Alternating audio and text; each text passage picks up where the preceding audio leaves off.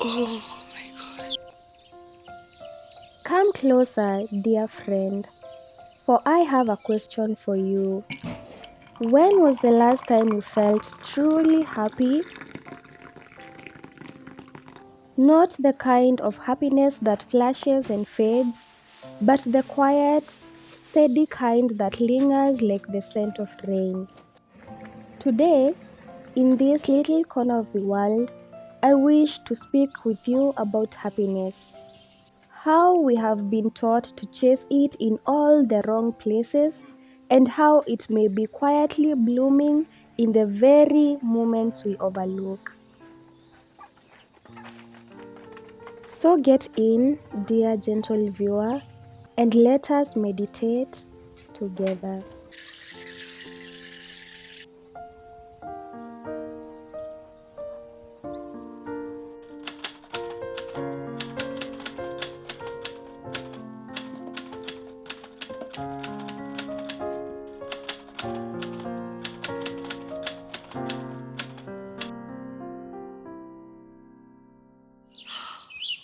Oh my God.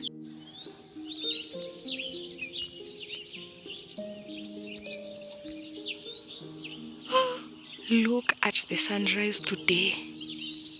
Okay, I'm going to church, but I had to capture this. And I will be late, but oh my God.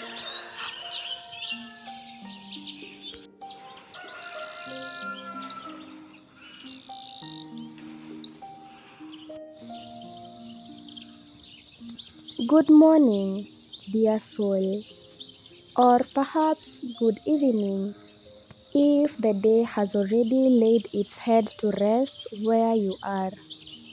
I speak to you from my cottage, where the walls have learned the rhythm of the kettle, and the windows wear the slow breath of the countryside.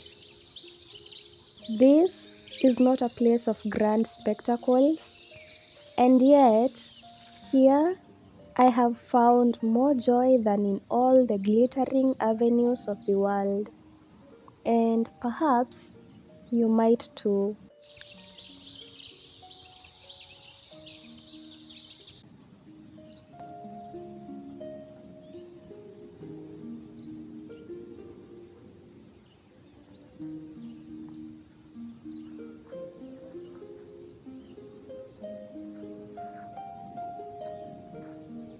From the day we first toddled into this world, we were told by television screens, by billboards, by the mamas of those before us, that happiness is a prize, something to be earned, something to be bought.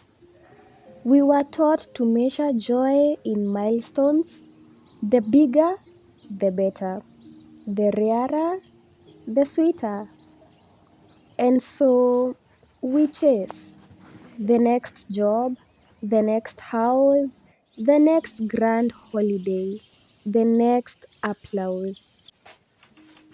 But here is the trouble with nexts. They are a ladder without an end. And as we climb, we forget to look at the view that is here, now, beneath our very feet.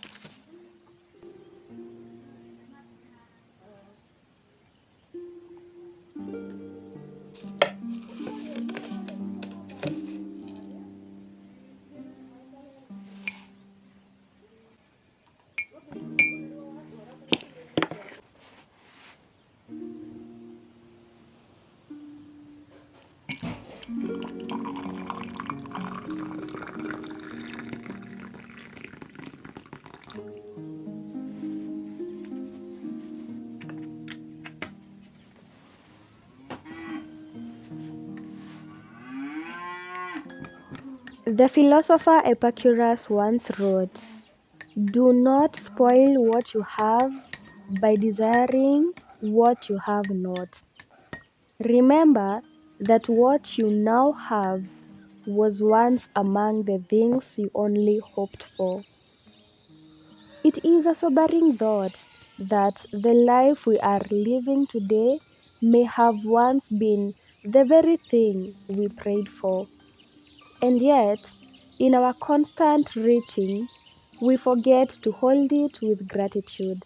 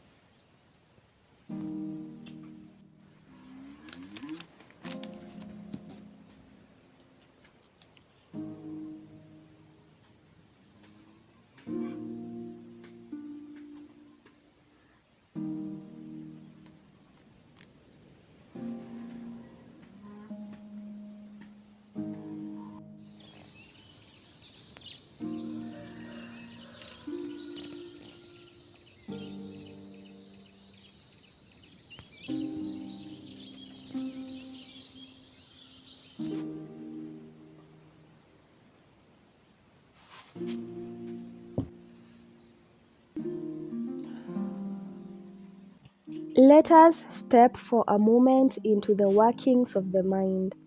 In the quiet laboratory of the brain, a tiny messenger is at work: dopamine, often called the happy hormone, though in truth, it is not happiness itself, but the spark that motivates us to seek it.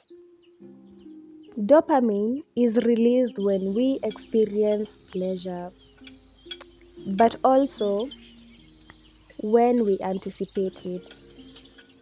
This is why even the smell of bread before the first bite can make your heart feel light.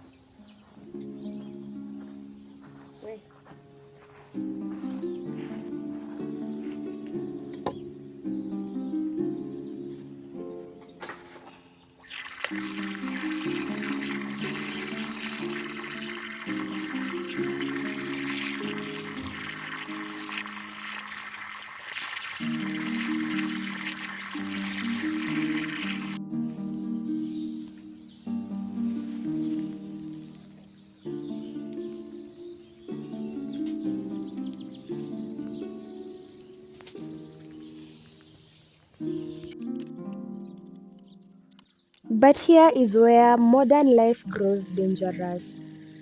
Dopamine was designed for small natural pleasures, like the sweetness of ripe fruit, the warmth of a friend's voice, the satisfaction of completing a task. Yet, in our age, it is hijacked. Sugary foods, social media notifications, gambling, even the glow of a phone, all engineered to flood the brain with far more dopamine than nature ever intended.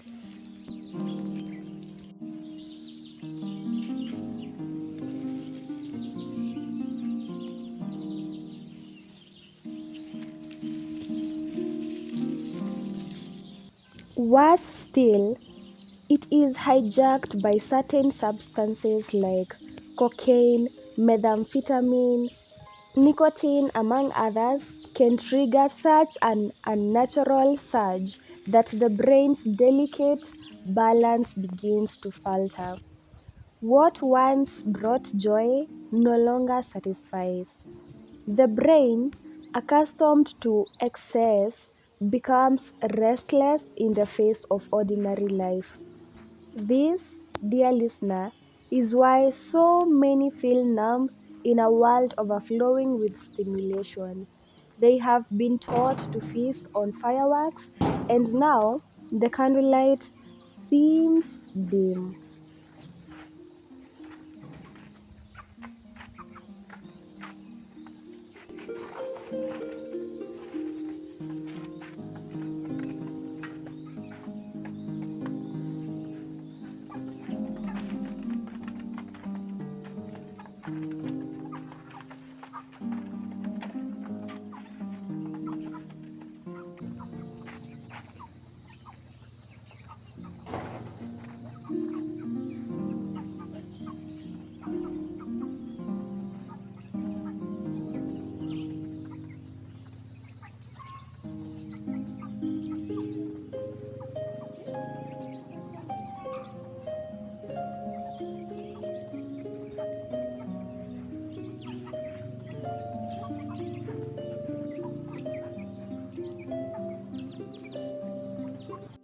And so, when we anchor our joy only to grand events, we rob ourselves of daily wonder. It is like living in a house where you only open the windows during storms. You end up missing the soft breezes, the quiet sunsets, and the days when nothing happens, yet everything is at peace. The truth is, if we do not train our hearts to delight in little things, even the big things will feel hollow.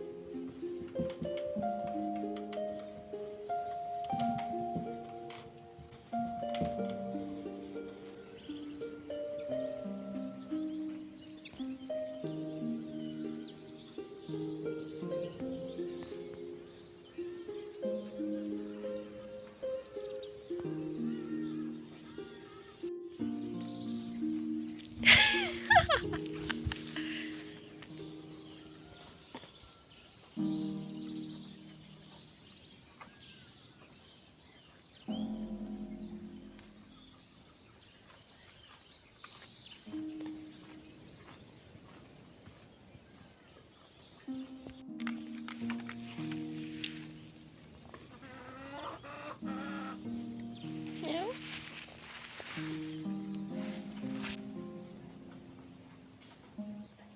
Here is the good news: the mind is not fixed. We can teach it gently to be satisfied again with simple pleasures. Begin small. Let the first sip of your morning tea be a celebration. Let the rustle of leaves be a concert. Let the smile of a neighbor be as precious as gold. And over time, the brain begins to recognize these moments as worthy of reward and releases dopamine in their honor.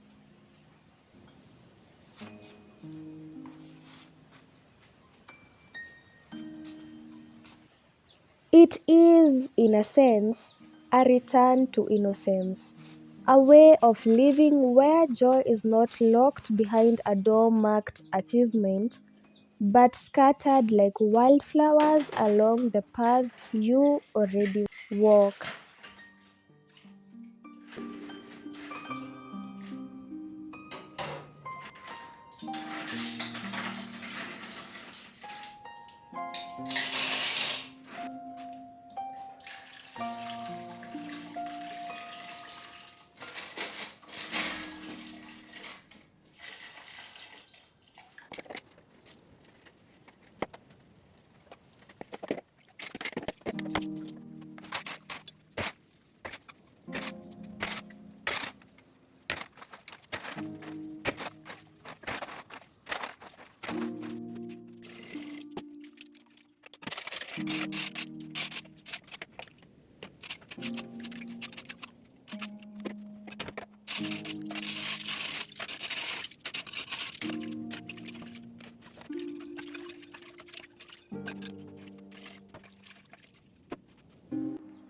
As the poet Mary Oliver once asked, "Tell me, what is it you plan to do with your one wild and precious life?"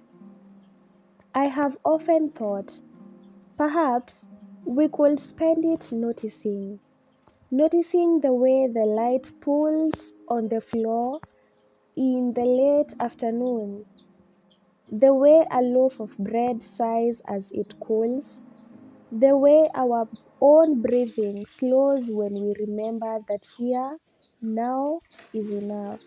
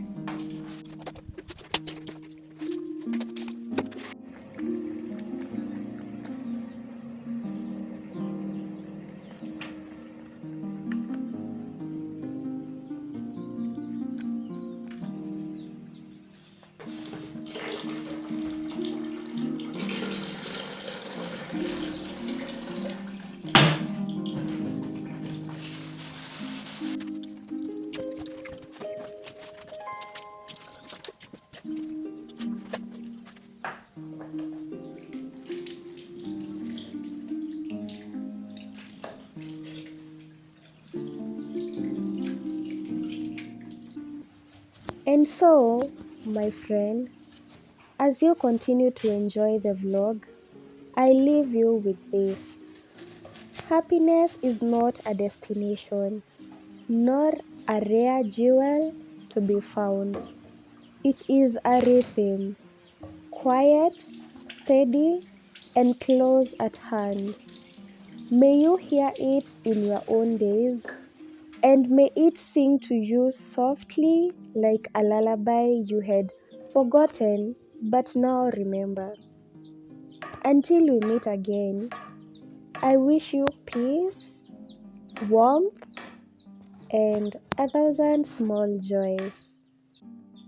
Sending you all my love, Immaculate.